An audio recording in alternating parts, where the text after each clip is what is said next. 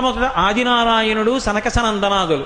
దాని తర్వాత వచ్చినటువంటిది యజ్ఞవరాహావతారం, యజ్ఞవరాహావతారం తర్వాత నారదుడు, నారదుడి తర్వాత నరనారాయణుడు, నరనారాయణుల తర్వాత వచ్చినటువంటిది కపిలావతారం, కపిలావతారం తర్వాత దత్తాత్రేయావతారం, దత్తాత్రేయావతారం తర్వాత యజ్ఞావతారం, యజ్ఞుని యొక్క అవతారం తర్వాత వృషభావతారం, వృషభావతారం తర్వాత వచ్చింది పృథుమహారాజు గారి అవతారం, పృథుమహారాజు గారి అవతారం తర్వాత వచ్చినటువంటి అవతారం మత్స్యావతారం, తర్వాత కూర్మావతారం, తర్వాత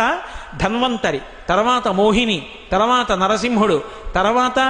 వామనమూర్తి, తర్వాత పరశురాముడు, తర్వాత రాముడు, తర్వాత రామచంద్రమూర్తి, తర్వాత బలరాముడు, బలరాముడి తర్వాత కృష్ణ భగవానుడు, కృష్ణ భగవానుడి తర్వాత